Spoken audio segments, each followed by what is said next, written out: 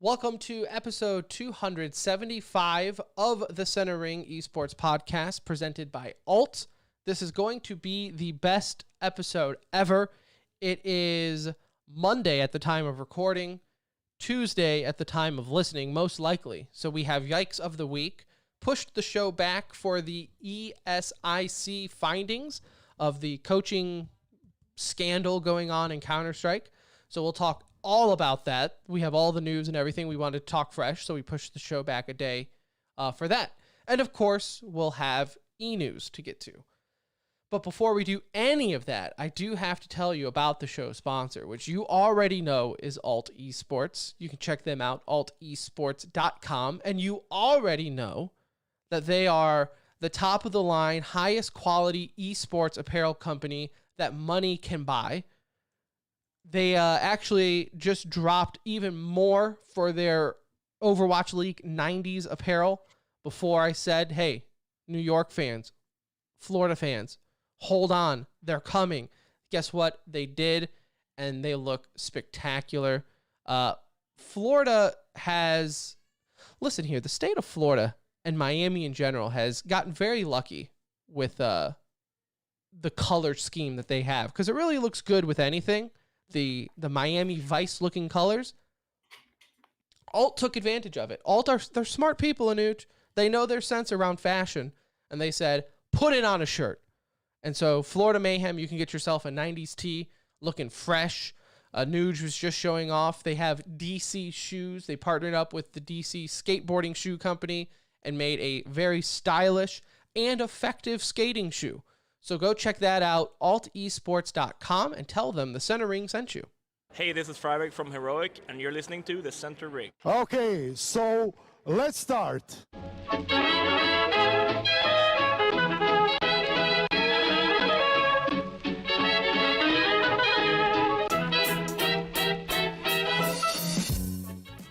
Hello, everybody.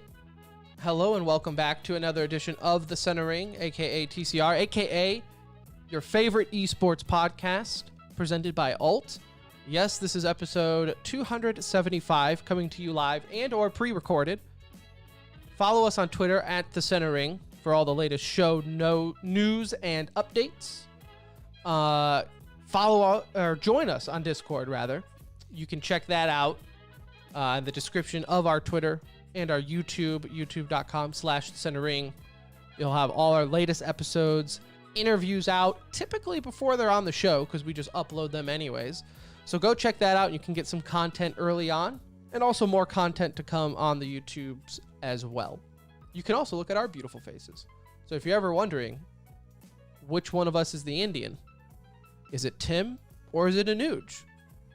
You're gonna have to find out. Go to youtube.com/centerring and find out. You might be surprised. You might be surprised. But that's all later on your own time. Go check it out. And smash that subscribe button as well while you're there. My name is Tim. Am I the Indian or the white guy? Don't know. Don't know. But alongside me, as always, is Anuj. What's up? Hold on one second. Let me just put this butter chicken and chai down real quick. Okay. We're good to go. We are good to go. What a day, Tim.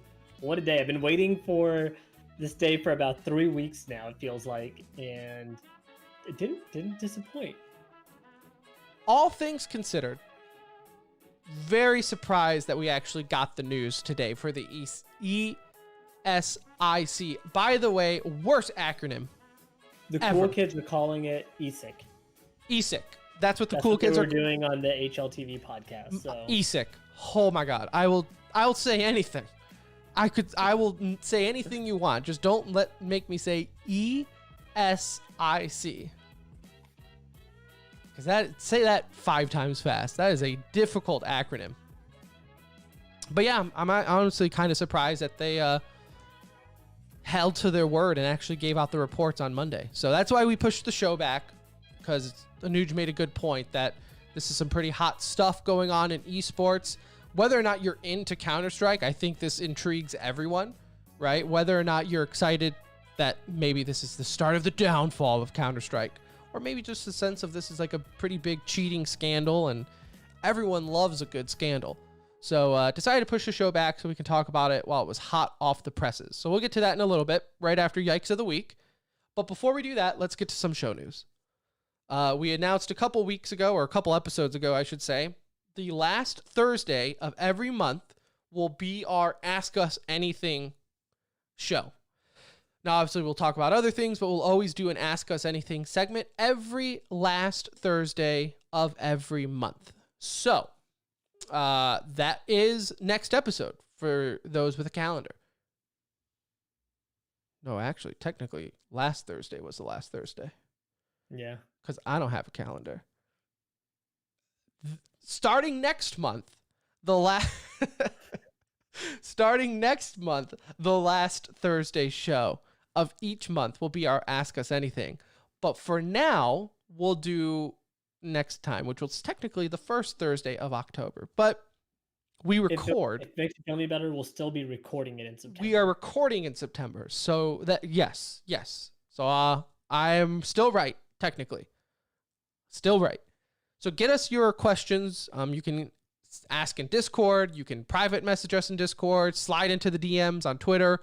Whatever. Tweet at us. I don't really care. We'll see it no matter what. You can email us.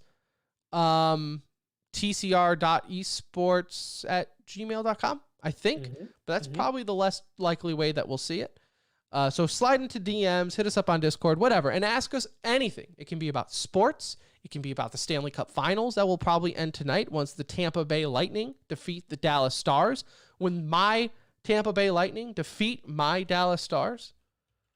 Isn't that a fun bit I can do since I've moved around so much? There's still a whole period left. And we got 8 shots on goal.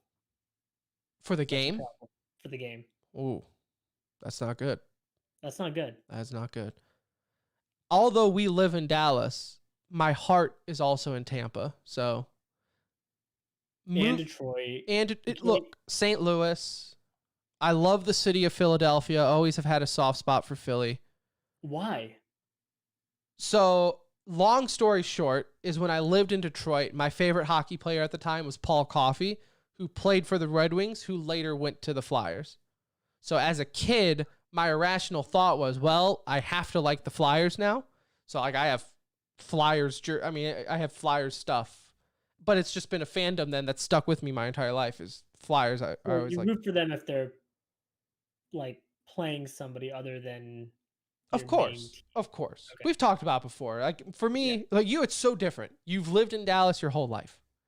I am jealous of the people who have lived in one place their entire life solely because their sports fandom knows no other.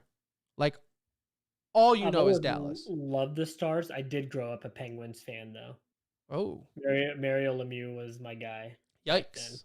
And so I used to love the Penguins as a kid. Like love them. I recorded all of his 7 comeback games on VHS and I was a huge, huge Penguins fan. But more the player than the team. Yeah. But the Stars were playing, that was my team. And kids is always different, right? Because it's like growing up, I love Chicago Bulls for obvious reasons, right? Rodman. Well, he did play in Detroit, so that would have made some sense, right?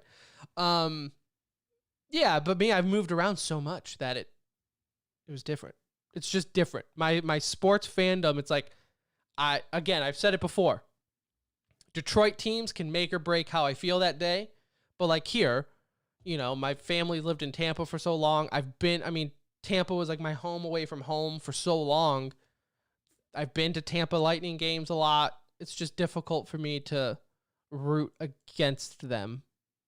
But it's also hard for me to root against the Stars. So I'm just here for a good game, Anuj. I'm just here for fun, and I hope both teams take home a trophy. That's all. Get out. That's all. I can't handle It's that. a fun bit. It's a fun bit when you've moved around and you can cheer for 6 different other teams. Also, update. Couple shows ago, we talked about our nostalgia for games. I did a little research online. I was looking at my preferred system, retro system, I should say, the Sega Genesis. To me, the GOAT of all retro systems. Even better than I think the SNES. No, That's a lie. No, I thought about it. You might be able to convince me otherwise. I'm not going to die on this hill. But knee-jerk reaction, Sega better than Nintendo. Did the research. That's a whole episode, honestly. By the time I would get a retro refurbished Sega, the CRTV to play it on properly, the games, which, by the way, hold their value quite well.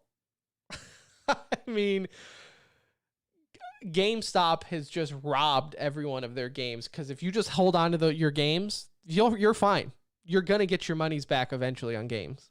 But for all the GameStops who bought old games for like $1 back in the day, look. Putting them at full price. Yeah. Anyways, went to the store today. Had a little gift card left from my B-Day back in June that's been burning a hole in my wallet. Haven't been any idea what to spend it on. Wabam! There you go. I picked up the Sega Genesis 16-bit video entertainment system mini. So What are the main games that it has on there that get you excited? So first off, there's 40 games. I don't get this selling tactic. It says 40 games plus 2 free ones. Well, so you just have 42 games. Like, I guess people just like the word free, so they're like 40 games plus 2 bonus titles. They make it seem like there's a limited time exclusive to get this. I guess so. But no, you just included 42 games. But okay. All right. Why didn't you just say 1 game with 41 bonus titles? That's what you should have said. I mean, first off, though, a lot of games come on it, which is why I decided to go with it. Because some of the games that I remember loving as a kid, I was like, this shit's going to bankrupt me if I go and get some of these. Because some of these games are $200. Yeah. Like, they're super rare now. And I'm like, oh, Tim, you dumb 6-year-old who probably traded this away for a friend. Like, you dumb. So I got Echo the Dolphin, first of all. Classic Echo the Dolphin. Castlevania Bloodline. It's got Earthworm Jim on here. Of course, the Sonics, but, those aren't hard to find nowadays. Vector Man, as I said. One of my favorite games of all time. Shinobi. I mean, it's got, Mega Man. It has the classics. Like, they picked out solid games for just like a mini thing. Solid games. So I'm looking forward to it, but I just wanted to update everyone that That's exciting. I got suckered in and bought We could have a retro gaming night because I have the NES one and the Super Nintendo one. Perfect. And this comes with 2 controllers, believe it or not. Oh, that's solid. Yeah, like what a deal. Yeah. It was only like $50. It's going to be a lot cheaper than like trying to find some of these games. 100%. Here's the thing. I don't feel bad if I go like a couple weeks and don't touch this. Yeah. Because like after the gift card, it was like $20. They're sitting up here as showpieces now. Yeah. So this I can still play. 2 controllers. Maybe I can get my wife involved. But it's, to me, Sega Genesis is what I grew up playing. So I appreciate the feels. Yeah, let's have a retro gaming night. Also, I figured because I have the Switch and they have the digital. Nintendo on there. Yeah, they have half the stuff on there anyway, so whatever. But anyways, I did get that. I did break down and figured that was probably a better deal than that is the adult responsibility of me. It's a smart move. Yeah, because I know you even said like, "Well, just go get the minis," and I was like, "No, man, I want the original. I want the cartridge." The cartridge is like $200. Like, you might get 1 game that you want. Oh yeah, like it really. I mean, maybe one day I'll go and collect them, but whew. Start selling some of those Pokemon cards. Yeah. Original Con says in Twitch chat, meanwhile, you have collector's edition of games nowadays that are ridiculously expensive with less than adequate products, aka like Fallout 76. Con, you hit a soft spot because, and Anuj and I kind of talked, I think we talked about this off the show. Collector's editions used to be like really cool. Like back in the day, and that's one thing that I kind of missed with like console, because consoles, it's easier because you buy a physical product, right, on a console, so they can include sometimes now, right? Now sometimes, that's even like, right. Yeah. So you could include the cool physical thing. PCs, they're like, here's a skin. You want a free skin? You want the soundtrack? Who the hell listens to soundtracks of games? Like, who does that? Like, man, you know what I really want to do? Listen to the soundtrack for Counter-Strike. Like, You could just YouTube it. like, It's not like that exclusive. Yeah. No, WoW actually has, I don't know if you saw the box art for their collector's edition for this expansion. Badass. Like really. Well, see, and really Blizzard always badass. does really well with collector's edition, right? Like you have it on the shelf. I have a shelf here off camera. Anu just seen it, just full of crap, and half of it is collector's edition crap that I bought. But man, I remember Call of Duty. You get the night vision goggles. Like it was legit. It was legit. Collection editions now are like in-game items. In-game items, and it's, they're cool. I guess you can show off to people in game, like, hey, guess what? I spent $50 more for this gold border around my name, but it doesn't hit the same. Wow, the different Hearthstone. Yeah, like it doesn't hit the same like it did back in the day, but who knows? Who knows? There are two types of people in this world: those who buy collector's editions and those who don't. I typically don't now. Back in the day, probably. Nowadays, it doesn't feel as cool with digital editions of stuff. It doesn't. I bought a collector's edition Spider-Man PlayStation 4, and that was just more so for Spider-Man and whatever, and it is what it is. But yeah, I don't think I get collector's edition a whole lot now. Plus, I also know like the lifespans of games are just so short, right? Like, I'm not going to spend $100 on your games for digital items that I know are going to be gone in a year. So, Spider-Man console will look cool as a shelf piece in about a year from now. Right, but it's still though it will be cool. It'll be like, oh, yeah, cool. Like in a big series, it'll be like a genuine cool metal cases for games. That's a classic too, right? The metal case that they would have for console games. I still to this day have my metal case for Halo 2. The order for PlayStation, I bought the collector's edition for that because it was the whole reason I bought the console, and then it was delayed for like 2 years, and I was like, damn it, I'm getting the collector's edition. I don't care, and I don't regret it. Okay, some people might say the order sucked. I'd say it was perfect. All right, let's get to Yikes of the Week though, because I feel like that's a good segue. Current day collector's editions is definitely always a yikes when you see the prices, especially for fighter games. You're getting fleeced if you even pay for a fighting game, but that's for a different show. Yikes of the Week. I'll start with mine if you don't mind, Anuj, because mine is going to get me salty, and I need cooldown time prior.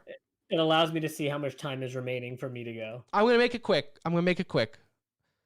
So last week, HBox announced that he has been formally invited to the U.S. Army Smash Ultimate Challenge with a $5,000 prize pool. Even saying in his tweet, spots are still available. So cool that to see an ultimate tournament with a bigger prize pool for an online play, everyone should go register. Like fast forward, I don't know, 10, 15 minutes. It was quick. He says, actually, F that. I told them to rip up the contract, LMFAO. Esports and military should never be combined. So this is where I'm going to stand up on my soapbox and dive into the salt mine, if you don't mind, okay? There is a trend, I feel, going on in esports with the military and how they have no place in gaming or esports. It rubs me the wrong way.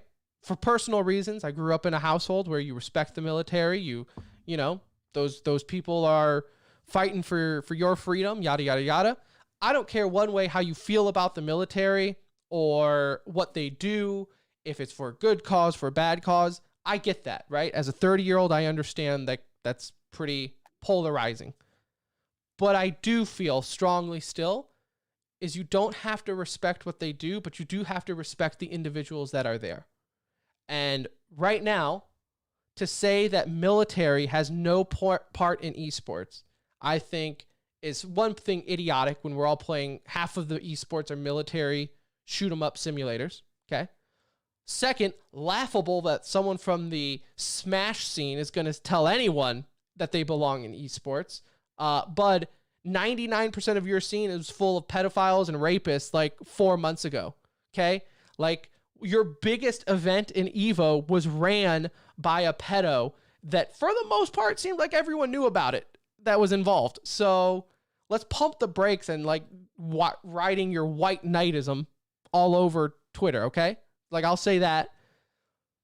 But I also think it's like, first off, people in the military, I mean, how many guys, Anuj, do we know alone that have military backgrounds that love esports, that work in esports now?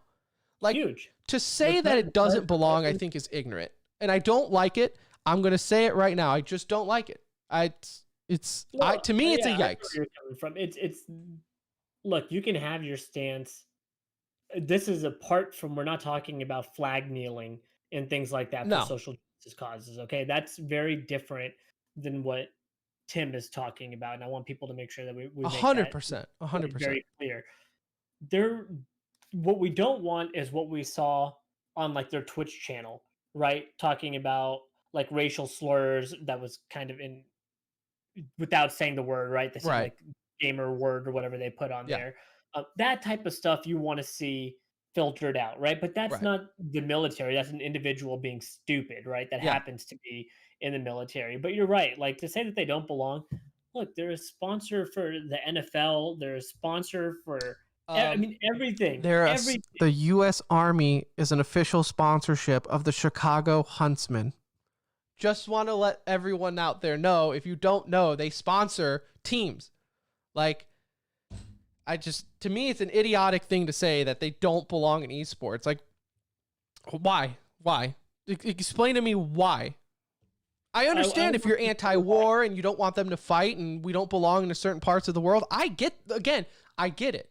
But to say like there are a lot of people in the military who support esports and hell, HBox in general, right? I know some veterans that love Smash and they probably worship HBox. And for him to kind of go on and say like, LMFAO, fuck that, F the military, you can suck my contract. It's like, all right. Did he not put any thought into it before he sent the initial I tweet think out? no. I think 100. No, I think he put thought into it. I think he knew 100% he was never going to do it.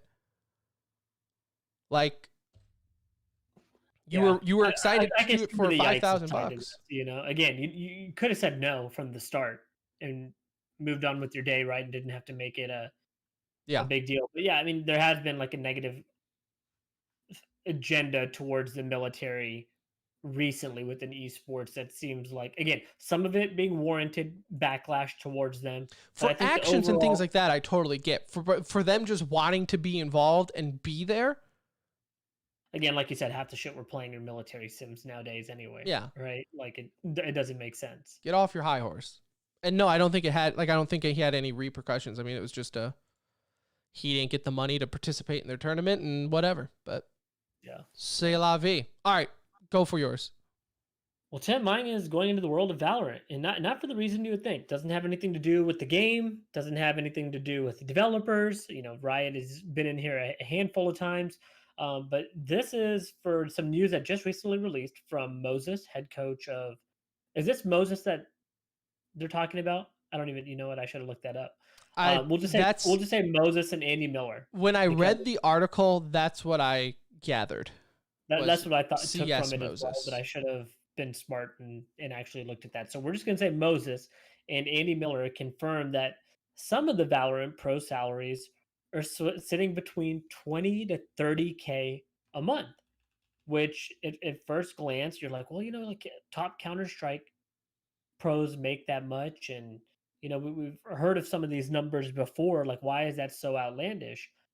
I think that's crazy for a game that just launched, right? That is pulling in big names, and I put those in quotes, from other esports right now to kind of launch your scene. Some of it makes sense. Like somebody like Sinatra, I bet he has a really fat salary. Like I bet he's getting paid a lot of money just because he was an MVP coming from another esport. But you're talking about, in my mind, like really bad negotiating tactics, because you obviously don't know what MDL players make in order to be paying them 20 to they make 20 to 30K after like 3 years of playing sometimes in NDL. I feel like they're really playing for scraps in Yeah. NDL. Not to say you needed to keep them at that level, but I feel like there was like some kind of in I, between line there that we just like went straight into MLB salaries all of a sudden.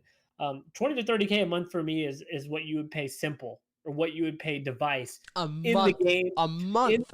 yeah, like in the game that they have years in showing that they're at the top level, right? Like years. It's not like Device was making that money 5 years ago. He was That's making that after he was that's three full buying majors. collector's edition type of money right there.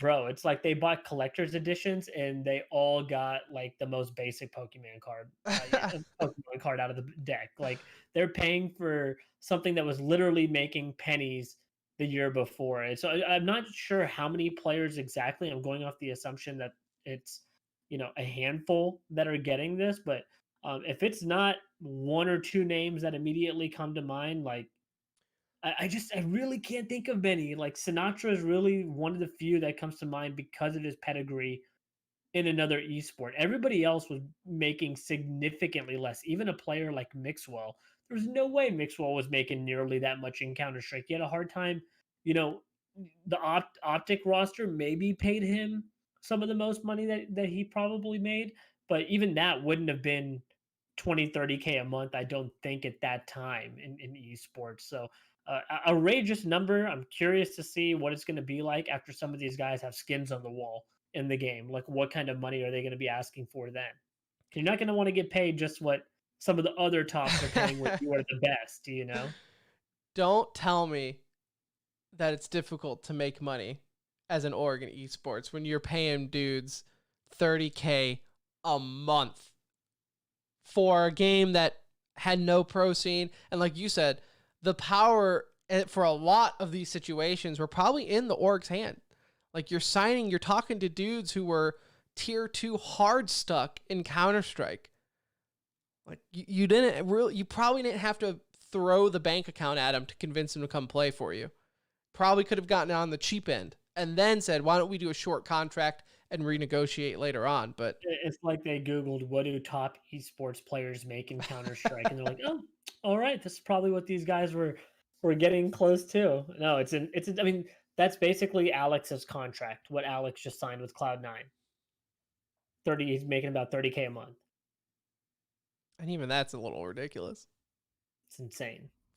Insane.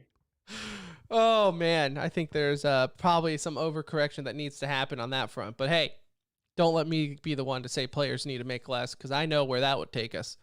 One bonus yikes of the week I have for you is Skadoodle. Do you remember Skadoodle? Former by Power, former Cloud9, former T1. Former T1, wherever he's at with that. So, of course, we all know Skadoodle is taking his sabbatical from the T1 starting roster so he can work on expanding his agent pool. Well, in the meantime, not only has 2 of his teammates been kicked off the roster for not performing well, he is going to partake this weekend in Nuge. You can catch him, not under T1, not for a huge Valorant tournament, but in Honda's head-to-head Valorant 2v2 event. So, and it's like, not to say it's obviously not like top level all competitive players, because I think he's playing with Shroud's girlfriend in the event. Not to say that she's not good at the game, but it's obviously not like top tier competition in that sense, right? Of what you think that's a safe bet. It's like it's just interesting the route that he's taking. Again, like, who are we to tell him this is not the way to do it? It's just highly unusual, right? Like the guy steps away from a team to work on theory crafting other characters and whatever else he's doing over there, and then it's like, he's streaming a lot. He's streaming other games. He's now participating in like a celebrity match type thing. Like, it's just weird. Like, I want to see him back competing. I love watching Skadoodle compete. This is not how I want to see him compete. No, the whole scenario is very odd. Like, just to be like, I'm going to take a step back from the starting roster and, oh, my teammates are losing their spots. Just All right. It's just crazy. It's a very one-off situation, but that only Skadoodle could really get away with. Handful of players can get away with it, but he's one of them. All right, so there's Yikes of the Week. Let's get into the meat and potatoes of the episode. The whole reason that we're recording on Monday night, missing Monday Night Football, and the Dallas Stars potentially not winning the Stanley Cup, which is a mean way to say it. I'm sorry. The Stanley Cup playoffs. We're fighting for our lives right now. Yeah. Is the ESIC, the ESIC. They are, correct me if I'm wrong, Anuj, pretty much the governing body behind competitive integrity. Is that a fair way to?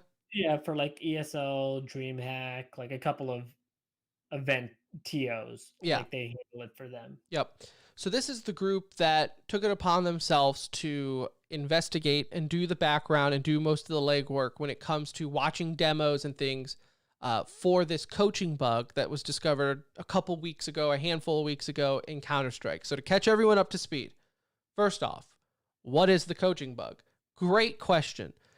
It is where a coach in Counter-Strike, so you have the 5 players, the coach will be in the room as a spectator that can only spectate his team and their perspective. So he can't go flying around the map. He can't see through walls or anything like that. It is solely like if you were dead in Counter-Strike and you were cycling through your teammates, right?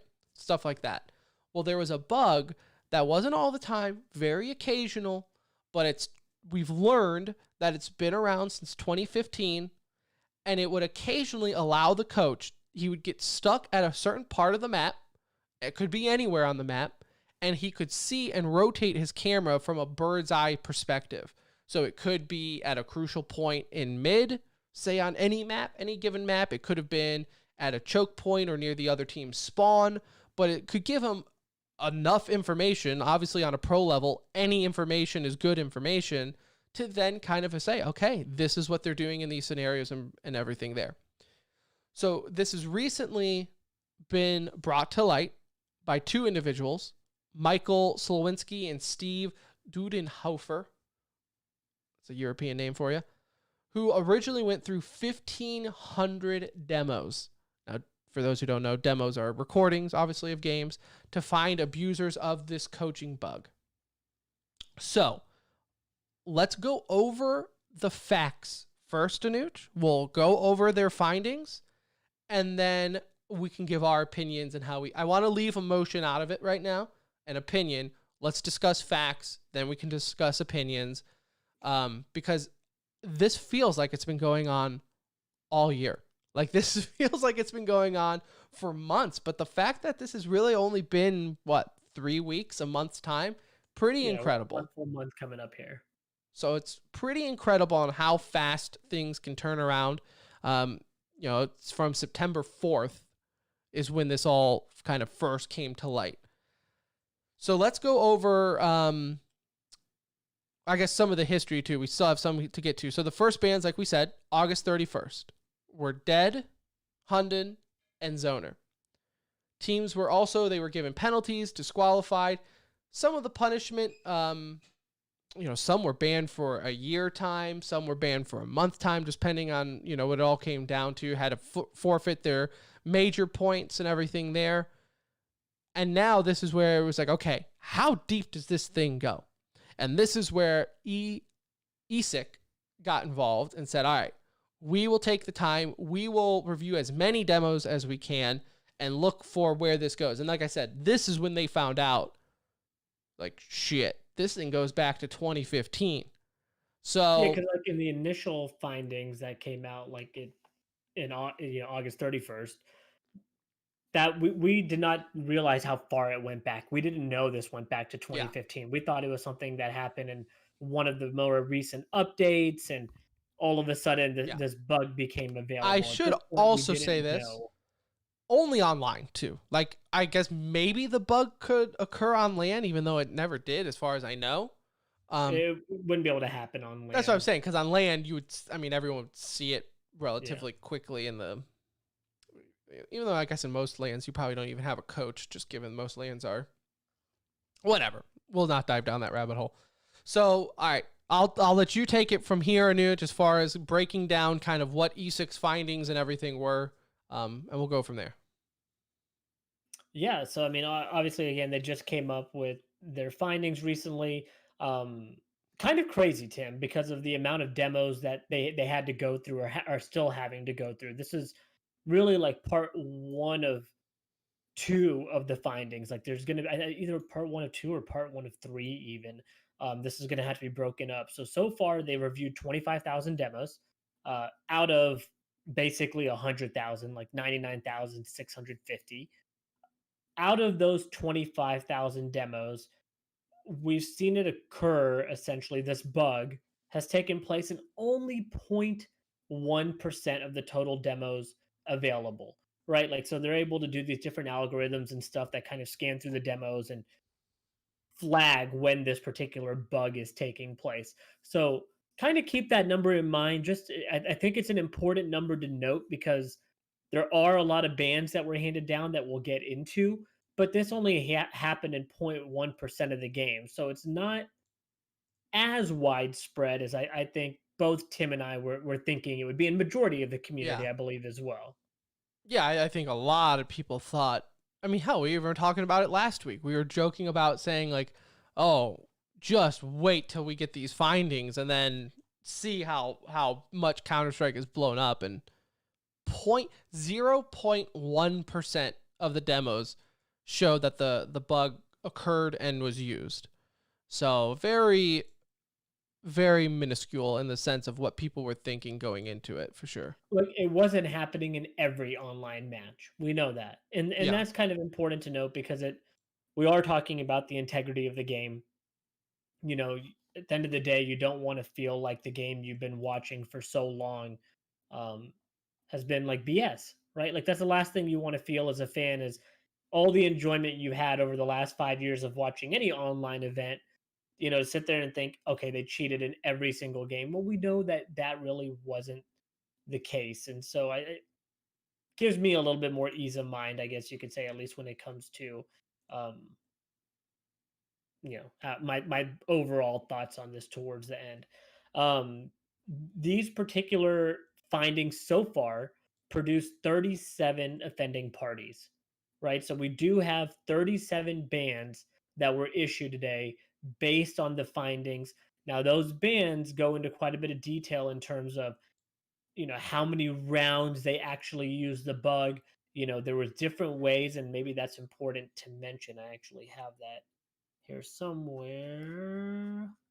There was a couple different ways for them to have less of a suspension, essentially. If they confessed prior to the investigation taking place, if they helped the investigation in any way, there's a number of ways that they could have had their sentence reduced. But overall, 37 offending parties today were handed down some sort of ban ranging from like 4 months all the way out to 3 years. Yeah, and so I think it's very important now where we're getting into the findings of, first off, I think when looking here, very EU heavy and Brazil heavy, but very little NA. So that just explains it all right there, Nick, right? That's why NA's Counter-Strike is so down. No NA. Yeah, when you say very little NA, 0 NA coaches were found in the initial findings. Again, these are just the initial findings, but so far, no North American coaches have been implicated. I think that's important to note, just because, again, we're talking about like 12 different countries that were involved, so far, or was, somewhere around there that we've seen. No doubt who's leading the way, Tim. Do you know? In far as like for how many countries, if I had to take a guess, Brazil. Yeah, I think Brazil had 8. Yikes. Yikes, Brazil. Yikes. So now this is kind of where I want to get into our findings then, because we don't need to run through all 36 or whatever number it was. We don't have to go through everything here. There are some big names to point out and things like that. But one thing I always wanted to point out is in this, when you look at the list, the majority of the coaches involved only had like one case. Now, the one thing I don't know, and maybe you'll know this, in their findings, they always numbered it as number of cases found. Does that mean the number of times the bug happened to them and they used it, or the number of rounds that they used it in? Number of matches that it took place Matches. Okay. So it doesn't even get down to the detail of rounds. And things It like does. So we have the detail of rounds. Oh, okay. So what you're looking at on whatever you're looking at That right now Excel is showing spreadsheet. you that's just showing you the number of matches that it was found in. But I do have the rounds data also, which is quite staggering to kind of see the top end. So this is my thing here, though. And I know, like, when it was first announced, people were like, these people need to get out of here, right? We need to find these culprits. We need to, tie them up by their feet and drag them through the town. They need to be out of this game. We have the catchphrase of the day, competitive integrity, Anuj. That's everyone's new favorite phrase is, what about the competitive integrity?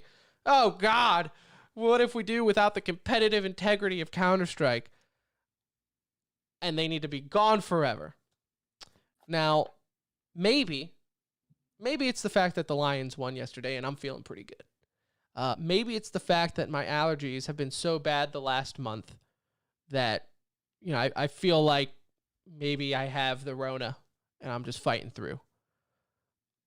Maybe it's that I'm getting old and I'm getting soft. But I have really backed off on how passionate I feel about this from when we first discussed it. And I don't know why necessarily. I think maybe because as time goes on, we've learned a little bit more tidbits here and there. The fact that it's been since 2015, the fact that coaches have brought it up to Valve and Valve has known about it, the fact that tournament organizers have known about it, and yet nothing has been done up until this point. It's hard for me to grab my torch and pitchforks. Now, does punishment need to happen? Yeah, absolutely. If you cheat and you get caught, that's part of the business. Yeah, I agree. I think there's all the points that you made are really valid as to why it feels like it's taken away a little bit from this part of the investigation. I think for me, another part of that is knowing that everybody's acting oblivious to the fact that players were just as involved. Like, I feel like we have... Anuj, have you read the findings? Have you not listened to other podcasts? They've clearly said, I listened to other Counter-Strike podcasts, sir, and they have all said the players had no idea. Nah, that's horseshit. That's all bullshit, dude. Every single, like, okay, this is to your point. So hold on. I do this to get you fired up. This would get you started. Zoner, head coach of Team Legion, right? Or whatever the hell that team name is. Gamer Legion. Gamer Legion. 424 rounds he did it for. Okay? So now he was number 1 on this list. He was up here at how many years? I think he got a 3-year ban, 36-month ban. Okay? 0% in his category of confessing to anything beforehand when he did it for 424 rounds. You were telling me that the players on that team were so freaking stupid that when this guy happens to be like, you know what, guys, I think they're on a half buy, pushing mid, aggressively, throw nades right now, throw those nades. Like, they did not think something was going on here when this washed up former pro has the best game sense in the world for 424 rounds. It's a load of crap to me, right? Then you have, let's go a bigger team name, Mouse Sports' head coach, Regin. 116 rounds. For a team that good, that's playing with that coach for that long, they didn't realize during those times that something seems a little off here. Like, all of a sudden, this guy went into God mode and knows exactly. And keep in mind, on online matches, most of the time, the coach is sitting in the same room, if not right behind the players. like literally sometimes an eye shot of them because he's like the sixth man, right? He might even be on the same damn row as the players.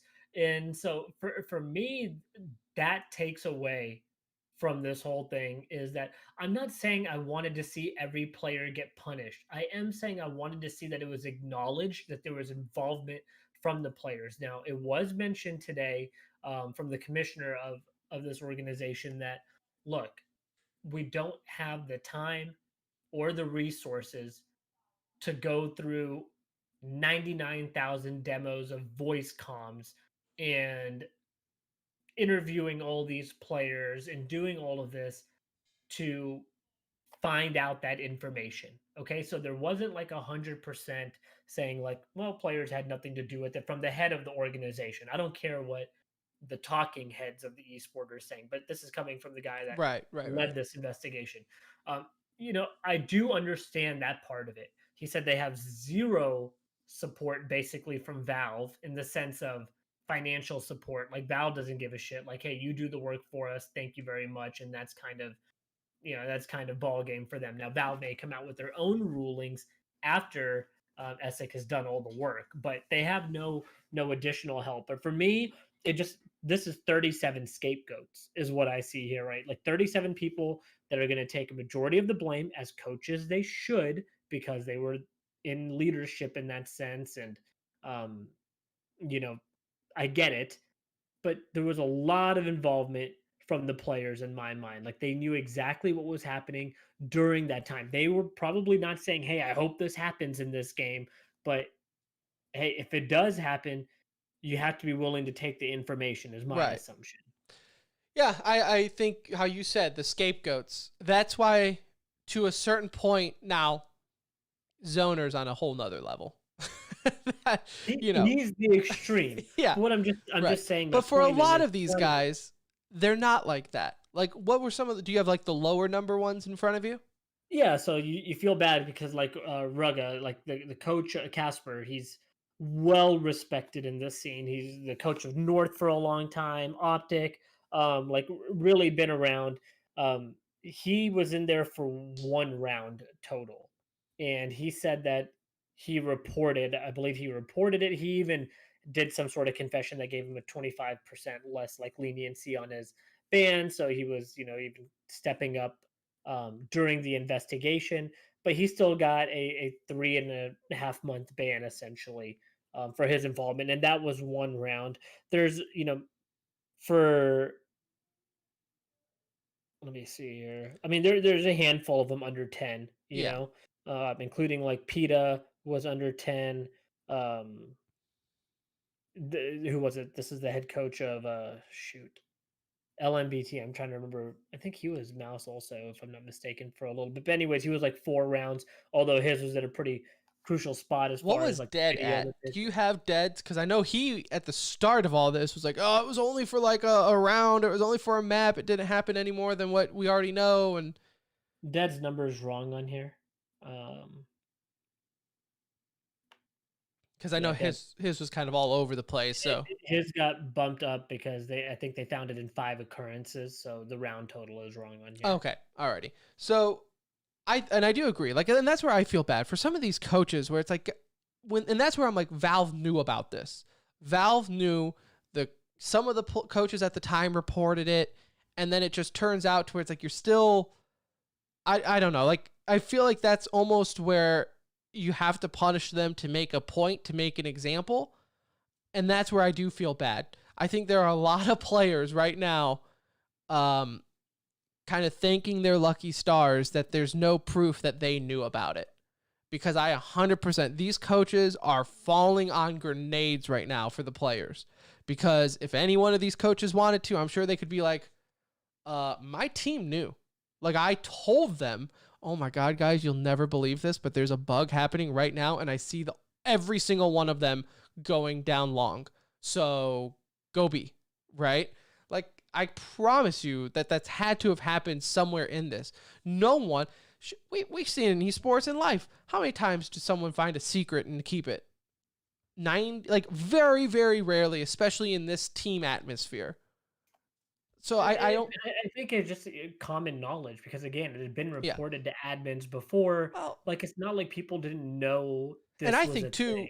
Again, I think this even goes deeper to where people in the community probably knew about it too. You're telling me, Anuj, from 2015, 5 years now, for how many hours that people put into Counter-Strike as far as watching VODs, the players practicing and watching VODs of their coaches' VODs, things like that.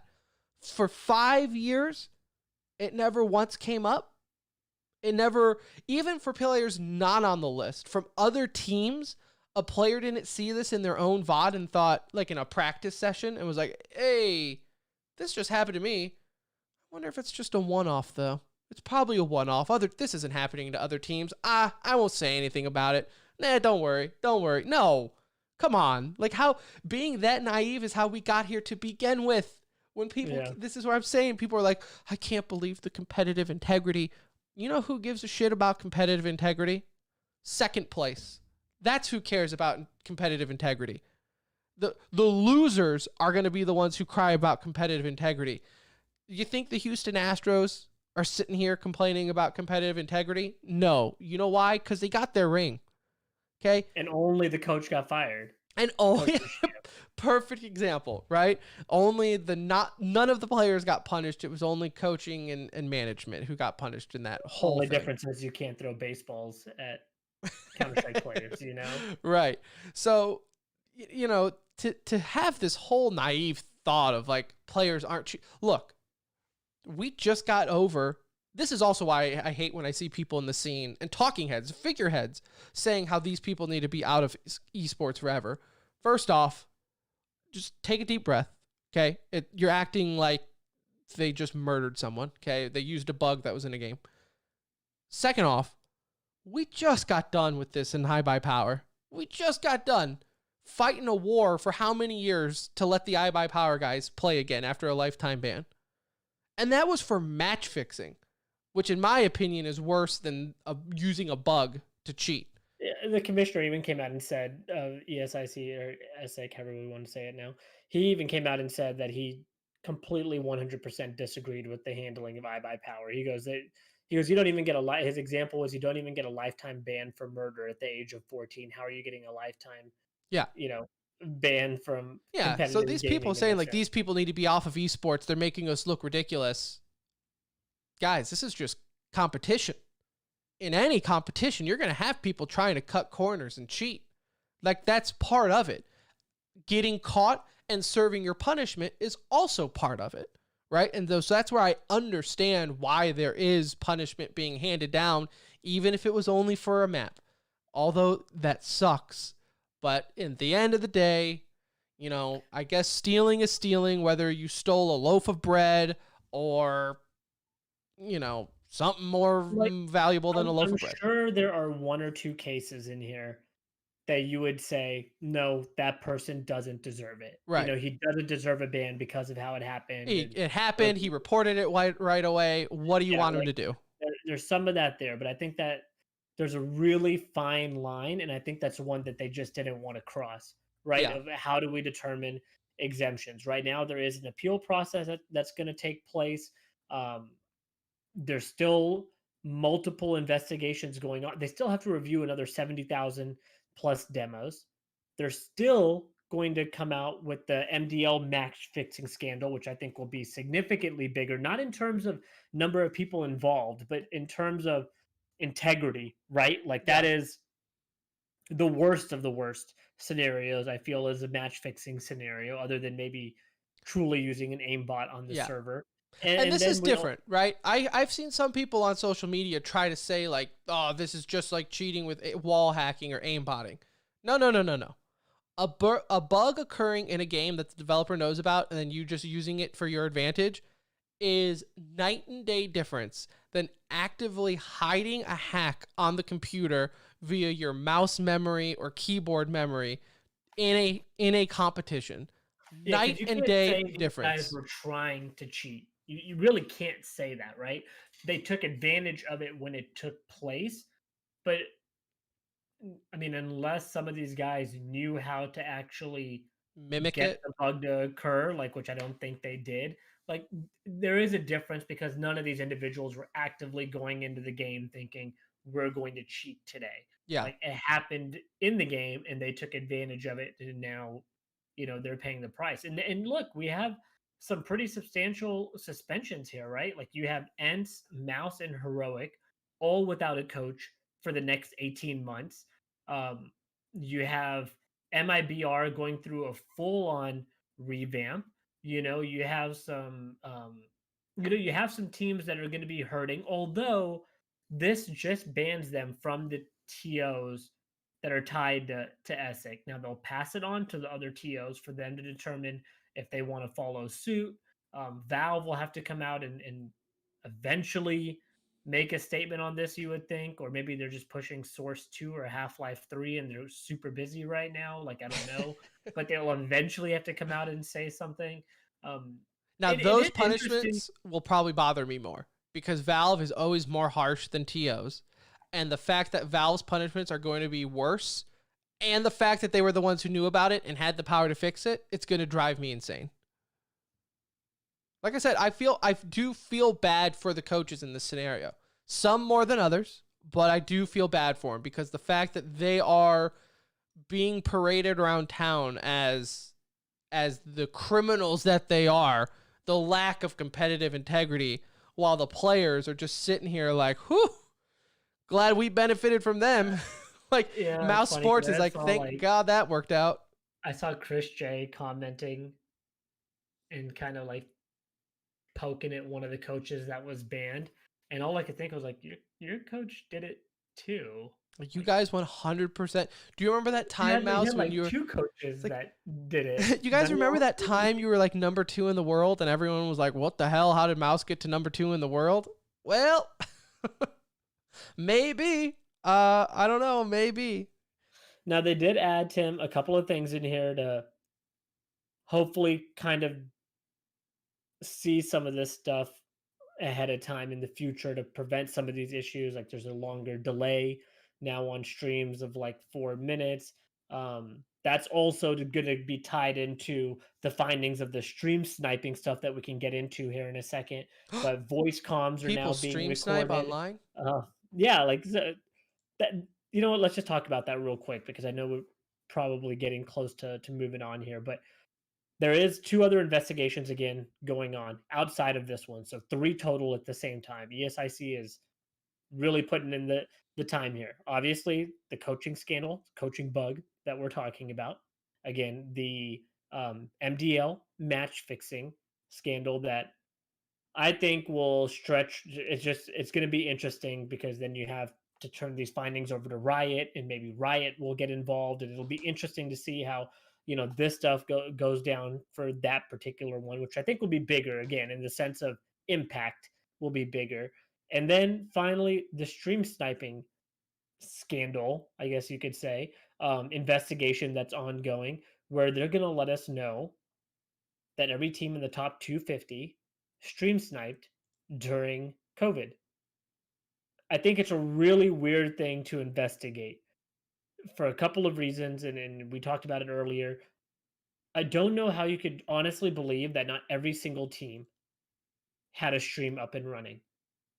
It's somewhere in the room, okay? Unless they were recording a vlog video, that might have been the only time where they did not have a stream running. But somebody, whether it's on a cell phone or something, had a stream running. I just don't believe that people that are that competitive, that all 5 of them, plus the coach, plus management, all have the willpower to not turn a stream on when you're playing from home. So Khan actually made a funny joke in Twitch chat. Says, just tape a bed sheet on the split screen and have someone playing underneath the sheet, problem solved. That's a perfect example. To think someone on an online tournament is not stream sniping you is basically trusting your little brother that he's not looking at your screen while you are 1v1ing him split screen Halo. Like, 100, like, I'm like if we were playing Madden, I was like, all right, Nooch, close your eyes. I'm going to pick my play. Like, no, you're 100% looking if I'm picking a pass or a throw. Like, Madden had to change the way you could have to be able to fake pick your plays in Madden because they knew everybody lied when they said they there's weren't looking. no Everybody co- lied. no, you played split screen or Madden, competitive integrity is out the door. Like, no, I'm looking exactly. Oh, you picked up Invis on Halo? Oh, wonder where you're at. Like, nope. I know exactly where you're at. Sit there and think to yourself, how many of you hid your controllers during penalty kicks and shootouts in FIFA? Yeah. How many times did you hide your controller from your best friend who you do anything for? It happens at every level. And so the stream sniping incident I'm not as worried about because regardless of what they tell me, I'm gonna really truly believe everybody did it at this point. I just, like I said, I feel like I've gotten soft. I feel like a month ago, even in a month, I was ready to burn every house down looking for cheaters and get them out of this sport. But now I'm like, you know what? It's been 5 years. Clearly people knew about it. Whether or not only 37 or whatever it was that were involved, more knew about it. More of these guys knew about it. Are you gonna feel the same way after the match fixing scandal stuff comes out? So again, like I said earlier, match fixing is a little different in my eyes. Just because again, it's something you're purposely doing. Because it's super different, right? And like, I'll admit, like when I buy different. Power originally got busted, I was on the boat of like, yeah, ban them. Like they knew what they were doing. Ban them for life. We don't need that. And I eventually even was like, all right, well, seems a lifetime ban's a little harsh for anything unless it's just egregious. So that's why I'm trying to shed the light on people who are like, this needs to go. First off, if that's your attitude over every cheating in a game, like you're not going to have a good time because this is different from aimbotting. This is different from wall hacking. This is to me using a trash can to sign steal in baseball. It's cheating, but it's just part of it. But match fixing to me should not be less than what we saw the max sentence handed down in this scandal. No, oh Like, no. Like I said, match fixing is worse than this. Like you should at least get a minimum of then a 36-month sentence. What the top person got in this particular scandal, although he did it over 20 games or whatever, 16 plus games or whatever it was for Zoner, 424 rounds of. It doesn't matter if you match fixed one game. I believe your punishment should be a couple of years. I mean, it might not have to be 3. Yeah. I think 2 would probably make people feel comfortable, but like, I don't see how you could match fix and still. I don't see how 1 year would be nearly enough. No, I really don't either. I don't either. And that's for people that are even playing Valorant. Like, I think that those orgs or Riot should come down and say like they can't compete for X number of years because of the findings. So one of the things that's crazy to me is and this is again, I think people are very naive, and maybe it's the same people who just think everything is always peachy clean and rainbows and sunshine in the world. But to people who are like just shocked and appalled that people are cheating during online matches on a professional level, what are we talking about right now? Match fixing. Did we not have a perfect example in life to why you should never match fix in Counter-Strike? I Buy Power is banned from Valve for life on Valve sanctioned events. For life, those guys could never compete in a major, and for a long time in any real tournament that mattered, right? So if that wasn't enough to deter pros to this day for match fixing, like how naive can you be to be like, well, get these people out of here. Problem solved, guys. All the cheaters are gone. Congratulations. Mind you, there was a lot of support for the IBP guys to come back. You will not have that support. No. Okay? That was the best team in North America at the time. Gambling skins and throwing matches. Obviously, they threw that match against Netcode. That was like the one, that infamous game. Much different. I feel like it's a lot. I mean, it's different in the sense that you've been warned. And that was a team that was loved by many. MDL guys are not going to get that same compassion. Like, when they get banned, there will not be free insert name here. Well, it You also know, doesn't look good that most of them bailed ship and went to Valorant. yeah. Like, so you Like now you're probably, gonna have the Counter-Strike hatred from those you diehard probably fans. knew your days were numbered, and so you decided to jump ship. You went to Valorant, made a nice penny for a month, and 20 to 30K. 20 to 30K a month, and now you're done. So again, should it be life punishment? No. That's very harsh for anything. But it should be viewed as, I think, heavier than using a bug that's in a game, whether repeatedly or not. I just think it should. Something that you are actively doing and like hacking. 3 years wipes you out of the sport. Yeah. You're done. Yeah. As a coach, you're for sure done. As a player, you're 90% done, most likely, right? Like, to think you could wait around. I mean, I if you want to talk about bans, like, I really think they should have been like closer to the 2-year mark for a maximum Yeah. penalty.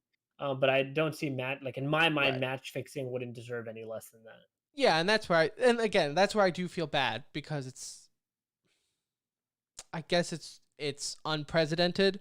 And so in a sense, it's like, okay, should we scale it because it's unprecedented? Like, just because social media and everything are freaking out like it's the end of days, should you be punishing it like it's the end of days? Or should you be punishing it like a bug that's been around for 5 years and the devs knew about it? I lean more on that side, where it's, hey, it's, competitive integrity.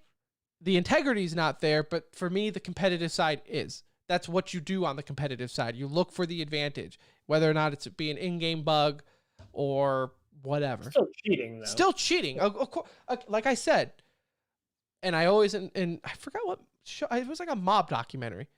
The mobsters always said they had respect for the cops because as a mob, as a gangster, your job was to steal shit.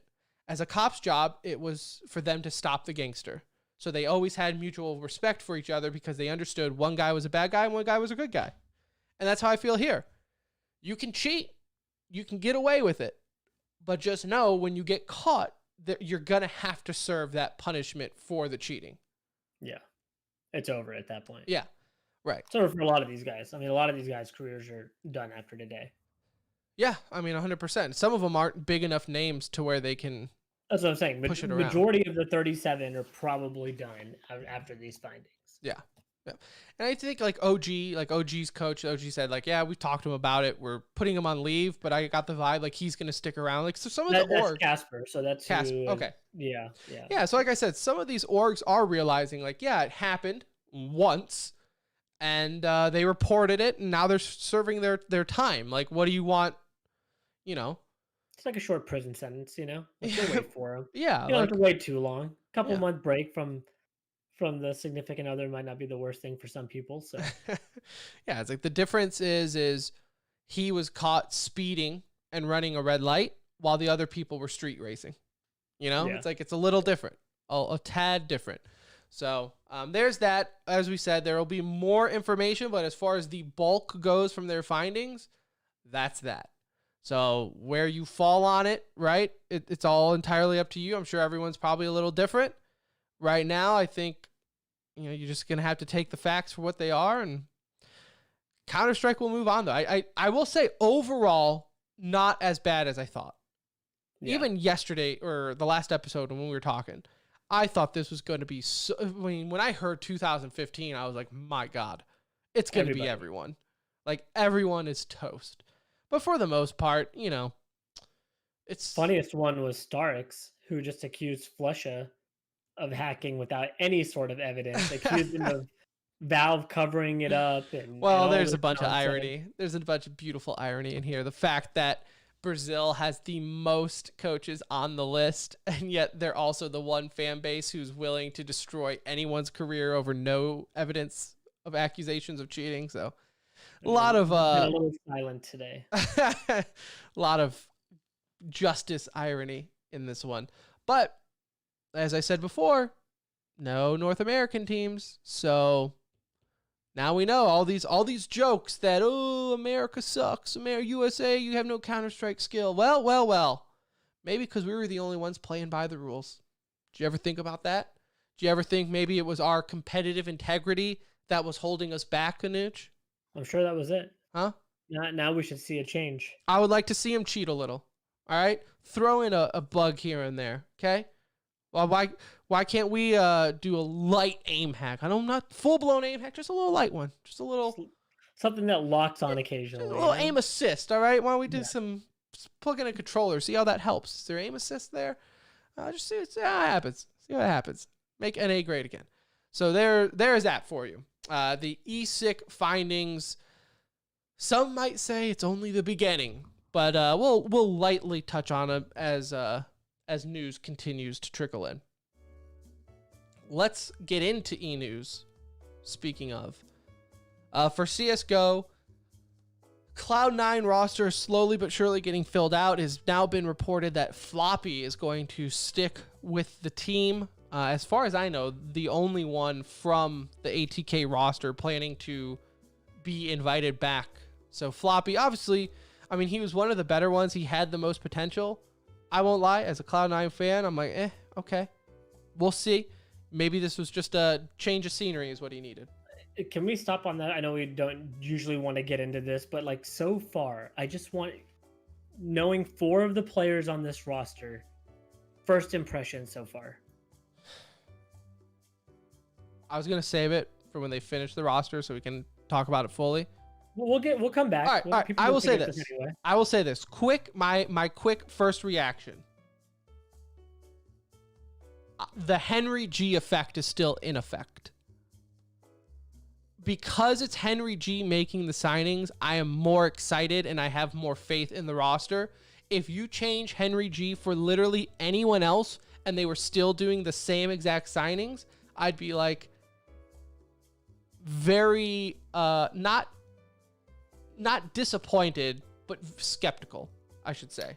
I would be like, if they're playing EU, you're relying heavily on some unknowns right now, right? And so, like I said, I think because Henry G, Henry G has earned my faith up until now.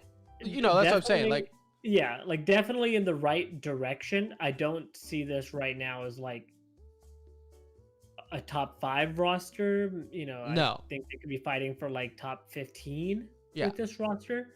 And maybe that's the plan, right? Is, hey, all I need is a roster to get me to top 20 again, and then I can attract more players to get to the top 15, and then I can attract players to get to the top 5, right? That's the end goal. The end goal here is to make Cloud9 sexy enough for when people on Liquid and EG want to leave, they have an A team to fall to. That's because Complexity abandoned ship. They're EU. So they just need that. They just need to be at the moment the 3rd best NA team. they needed one of these coaches to be from one of those 2 teams. Yeah, they were really hoping Liquid and EG were in this scandal. But like I said, I'm excited mainly because it's Henry G, and I feel like that's where a lot of people are at, just given the vibe on social media. He hasn't done a bad job. I'm not saying he's done a bad job. You can't say that yet. It's too early. There's some like unknowns with this roster right now, and you're kind of wondering, it's going to be interesting to see. It's going to be fun to watch. Yeah.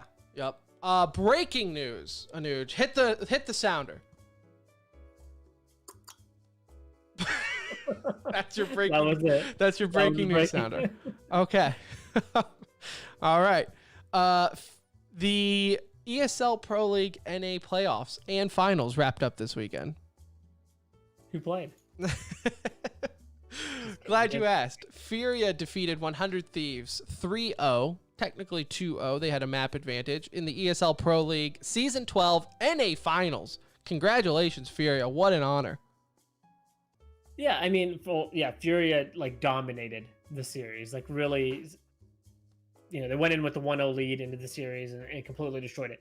What was cool, just gonna tell you real quick. So Furia showed some new stuff on Vertigo that we haven't seen before. So if you hadn't had a chance to go back and watch the VODs of either of these, or you missed them, go watch the CT side for Furia.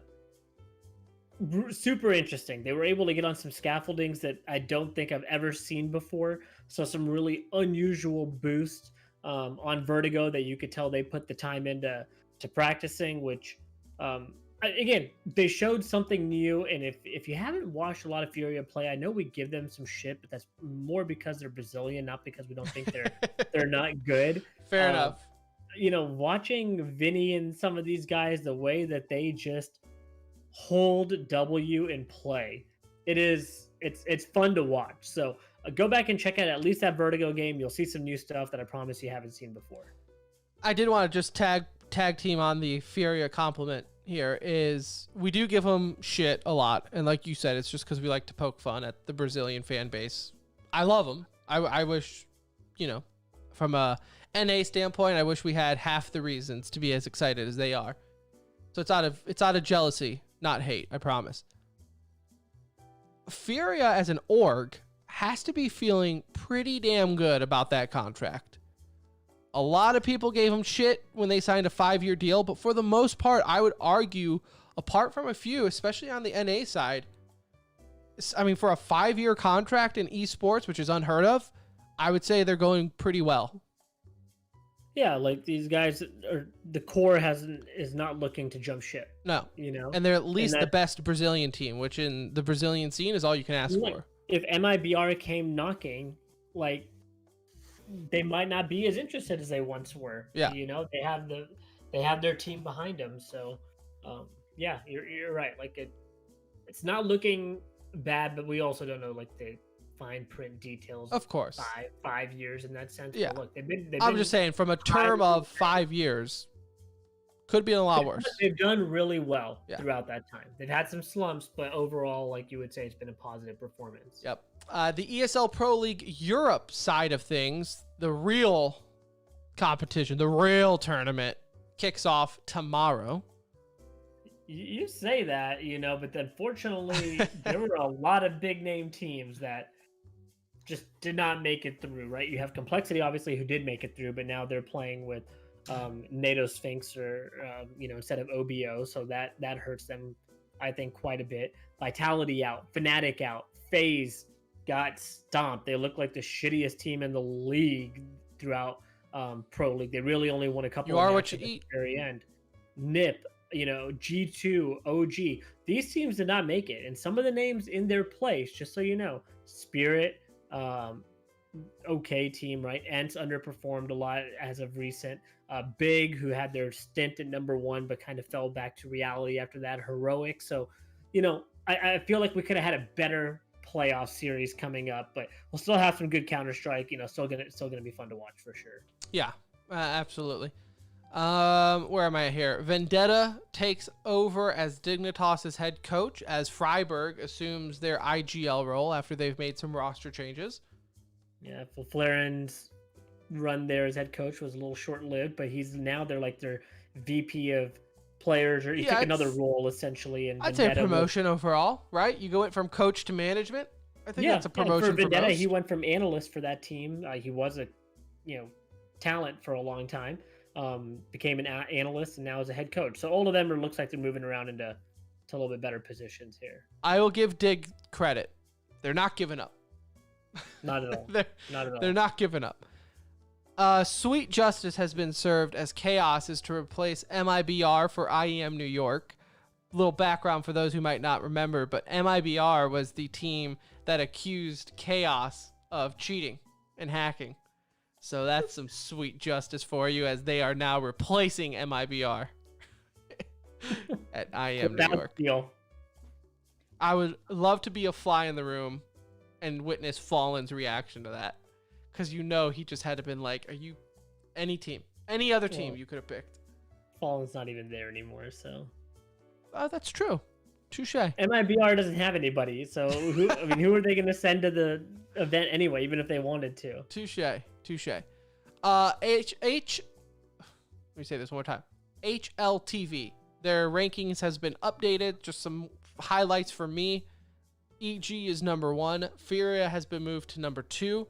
And Complexity without OBO has dropped to number 10. Anything else that stood out to you? OBO dropping they're falling off. Complexity, again, really hurt them in the standings. Liquid's almost back in the top 5, but really no other, like, obviously 100 Thieves had a big jump. They're now at number 11, but no other major moves. I guess you could say everyone kind of moved around 1 or 2 spots max. Speaking of 100 Thieves, I'm a Pet, aka Chet, has fulfilled the rumors of him leaving CSGO, as he announced earlier today that he is retiring from coaching in CSGO.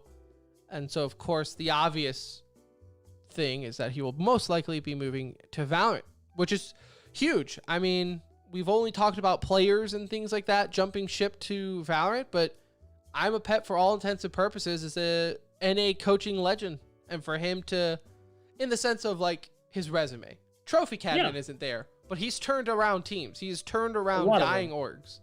Yeah. So, I mean, huge. For him to leave, it's, again, this is just another blow to the NA scene. Look, that's what it comes down to. Yeah. Like, we've had a bunch of players leave, and now we have one of the top coaches leaving. It can't even blame him. It makes a hell of a lot of sense right now. Like, this could be a life-changing opportunity for him. And look, he'll probably have more input and control over a situation in Valorant because of his resume. And that game's a little bit like different in a tactical sense because of abilities, right? So he might find the challenge good, and look, we'll enjoy his career wherever he goes next. Maybe he just thought, hell, this game only has 4 maps. It would be way easier to coach. Yeah. Maybe that's the case. 13 characters or something, but yeah. No. 4 maps I got to worry about. Overwatch, real quick, the Shock announced and showed off their ring. I believe they are getting it this weekend for the All-Star event. Their championship rings, of course, after winning last year. Pretty sweet looking. Pretty sweet. I don't know how Andy Miller feels about the investment into the Shock, but he is at least making them feel important. He's about to... I wonder how those compare to the Call of Duty rings.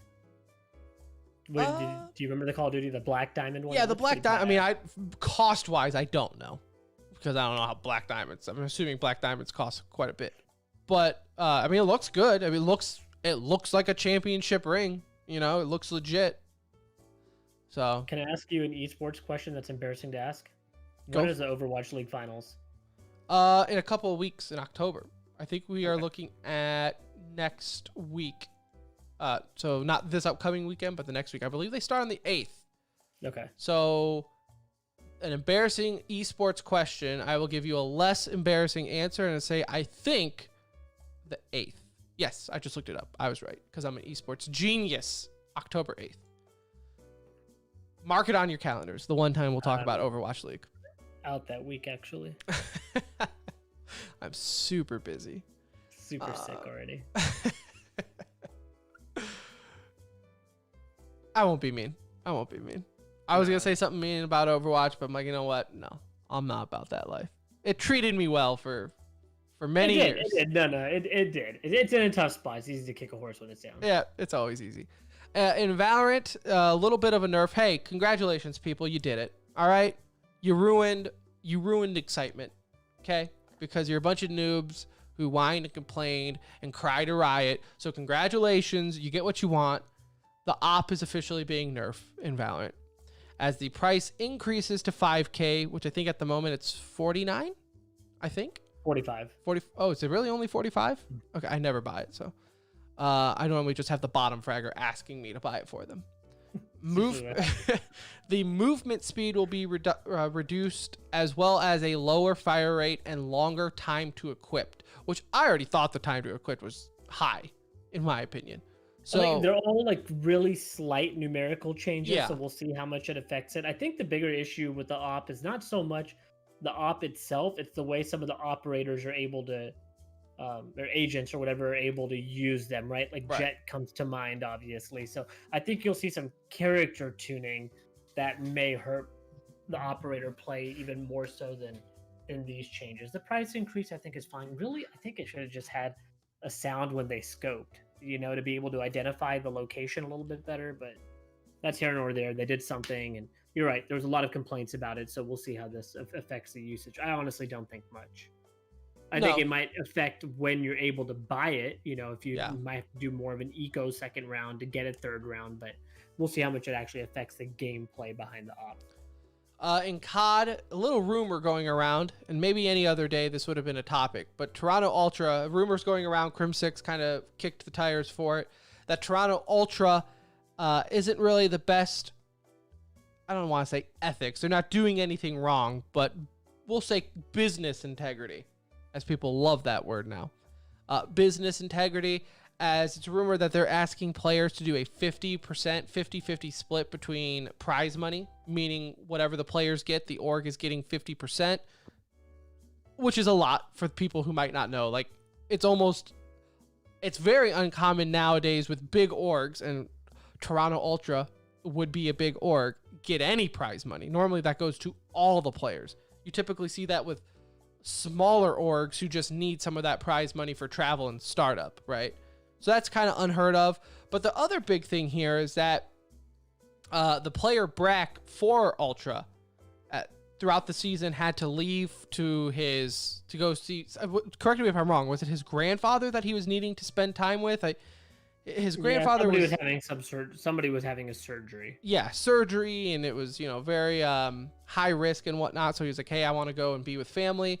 So they did. They said, "Okay, go for it." The rumor is that they stopped paying him when he left. Like, you're letting him go. You gave him grief that he had to go, and now you've stopped paying him his salary.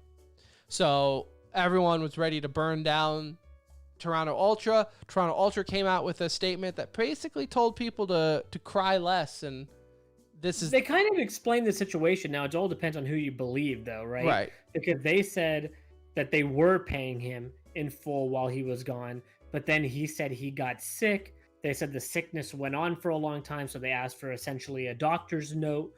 He wasn't providing one, and then when they checked, like, he had already emptied out all of his stuff before he left to go back home. So they're like, "Oh, we realized that he had no intention of really ever coming back, so that's why we decided to cut ties with you." So this is a he said, she said type situation here. I don't know who's telling the truth, honestly. Like, bad look if you're Ultra and this is the case, because you just paid $25 million to get into the damn league. Like, why are you skimping a player of his salary at this point? But if what they're saying is true, then I also understand, like, their side of it. So this is just a depending on who you believe type scenario here. Yep, that's kind of where I fall into. You never want to have people dock their pay because they had to leave, but at the same time, if you truly were never intending coming back, then why would you expect them to continue paying you for it? So it is what it is. We'll see what happens, I guess, down the road. Zombie, though, they have been revealed for Cold War. So if you're a big zombie person, it will be in the next Call of Duty. I've never been a big zombie guy. I don't understand all the hype behind it. Me either. If it's there, cool. If it's not, I don't give two shits. I mean, there's a huge community for it. Yeah, crazy. I mean, people love it. To me, it's like you said, it's always been like, if you really had nothing else to do, hey, you want to go do zombies for like 30 minutes, get warmed up or something? Like, you've been killed in Warzone 6 times in a row and you land and you're like, let's do something else. Yeah, let's do some zombies, I guess. Whatever. In Worlds updates for League of Legends, Liquid and PSG are moving on to the group stage, so they have automatically qualified. You still have the play-in stage going on. That's picking up, I believe, tomorrow morning. One note here is that PSG versus Liquid peaked at 1.02 million viewers, and that is just for a play-in game.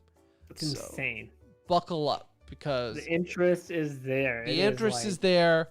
No one is there, so you even have less people. It's going to be insane to see those viewer numbers, and for what it's worth, right?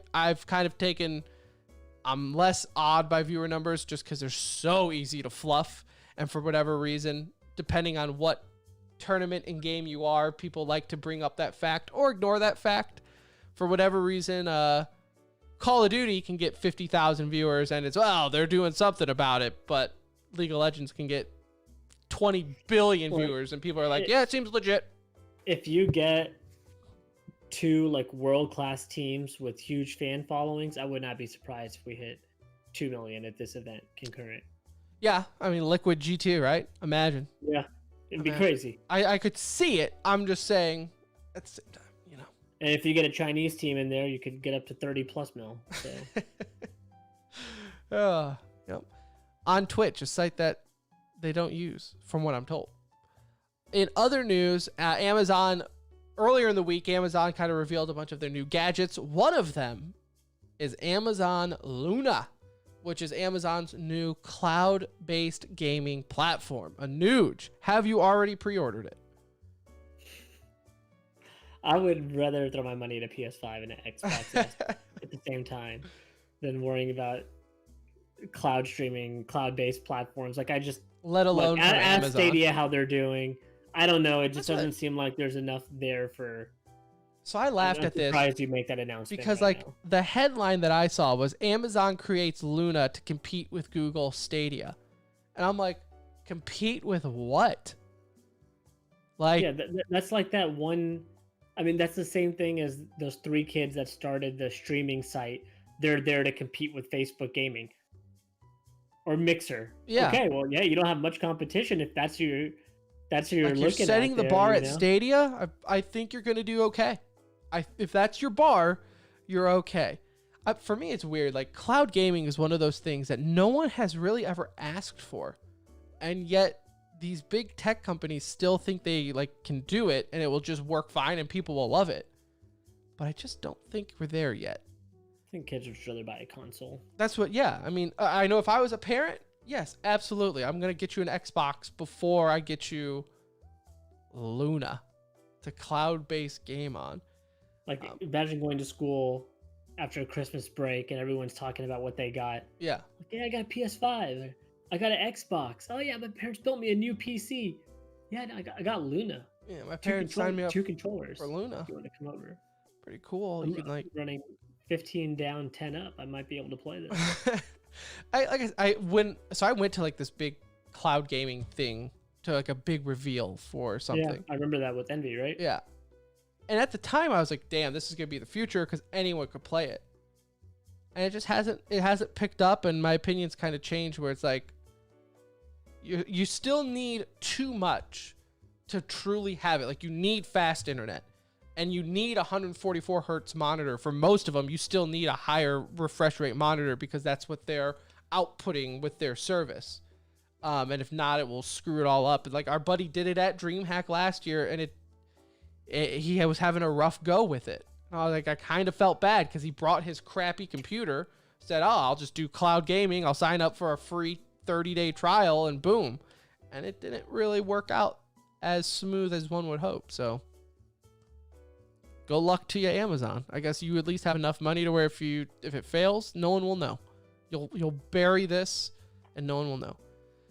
Rocket League went free to play. Rocket League also hits for the first time ever 1 million concurrent players. Broke Counter-Strike's I think it broke Counter-Strike's record for concurrent players, if I'm not mistaken. I also sent you this, and I think I tweeted this out as well. At one point over the weekend, we had an ESL playoff match going, an NA playoff match going for Counter-Strike. If you combined the viewers on Twitch and YouTube, a random group stage for whatever Rocket League tournament was going on at the moment had more than double the viewer count than Counter-Strike. It's crazy. Don't sleep on Rocket League. Let me tell you what. If any listener took our advice like a year or two ago when we said if we had the money, what team would we start? And we said from a business standpoint, Rocket League. If you did, in fact, start a team, you're welcome. You're welcome. The investment is a huge return on investment in the green. In other news here, we have sports and gaming, esports life combining as Odell Beckham Jr. for the Cleveland Browns will be streaming. He actually streamed earlier today with Doc, and then Scump of Chicago tomorrow. What a world. Which when we say tomorrow, I guess for most of you guys, it's same day Tuesday. listening. So if you're listening to it live, yeah, Tuesday, you'll be streaming with Scump. But that's pretty crazy. I'm happy What a he's world. streaming the week before he plays the Cowboys, baby. Let's So go. he's streaming 2 nights a week. He said he's starting his streaming career 2 nights a week. Odell Beckham Jr., wide receiver for the Cleveland Browns. I have 2 over-unders for you. What's the over? Or I'll say 1 week. We'll give it 1 week. So after the game against Cowboys, right? So by next Monday. I'll say Tuesday. So we give it Monday morning quarterbacking. 1 week before a talking head in sports say he shouldn't be playing video games. He should be focusing on football. Oh yeah, if they get smacked on Sunday, Yeah, for sure. I sure, definitely think that. Somebody will just try to take advantage of that situation. You know what? I watched a little bit of him and Doc play. He knows what he's doing, man. He's good out there. Of course, I mean he's a professional athlete. He's either playing football or playing video games. It was fun to watch. Other over and under, we'll give it. I'll say a month before he gets fined by the NFL for something he says on stream. 100%. Leaves the camera on and gets pooped on midstream. Gross. Alt tabs out of the game. Just sees his poop on. He comes porn. back with some dookie on the side of his mouth. That's nasty. That's nasty. I think it's great. I think it's always cool. I'm always on the fence when from a content creator, it's very cool, right? From someone who is cynically jealous of people, I hate it. The fact that Odell Beckham Jr., who hasn't streamed or tried to really grind in his life on the streaming content creation side, but can just instantly, out of his 4 million followers on Twitter, start a streaming career just like that. With like the best, like his streaming setup is probably light years better than ours, and we actually put some thought. He probably just texted someone saying, "Hey, can you like set this up? My budget's like $1 million. Could you do this?" Like that annoys me. It's gonna cost 1.2. If you don't mind, okay, fine. Fine. What if I just give you this Rolex watch? I love to see these types of collaborations though between traditional sports and esports. Like I really think it's cool. I enjoy it, even if I don't care for the player. Just messing around with the OBJ and that. And like, I hate to end the show on sad news. I hate to end on a sad note, Anuj. But the rumors are true. After 11 years, Farmville will officially be shutting down their servers. It's unfortunate. I'm not still actively playing Tim, but I was a member of that community at one point in my life. And Hardcore. Got some good memories from it, man. I had fun with the game. It was like one of the first mobile games that I probably like got addicted to, in the sense of like I would go check my damn crops on the reg, if they needed to be picked, I was there for them. Farmville on Facebook was revolutionary. It had Facebook capitalized on live streaming and gaming, Facebook gaming, quote unquote, when Farmville was at its peak. Facebook would be what Twitch is today. It would be unreal. The amount of time that I and people I know put into Farmville, it feels like it's been a lot longer than 11 years ago, because it was when it first came out is when I played it. But I guess it's only been 11 years. But, good run for anyone. Kind of embarrassing for me, because that means I was still 24 when I jumped into Farmville. Yeah, that's what I'm saying. Like, I was 19 when it came out, so that doesn't look good. I thought I was like 14. Like, my memory is like, I definitely played in high school. But as you said prior to the show, we didn't have cell phones in high school. So, like, I got my first cell phone like junior year of high school. It was like a flip phone that all the color was green. There was no color on the screen. It was just different shades of green. But we had one game and one game only. Yeah. So yeah, stay hard, Farmville. Stay hard. You served us well, my friend. Your watch is over. Is that what they say? Your watch has ended, but yeah. Watch has ended. I only saw 4 seasons of Game of Thrones. Sorry.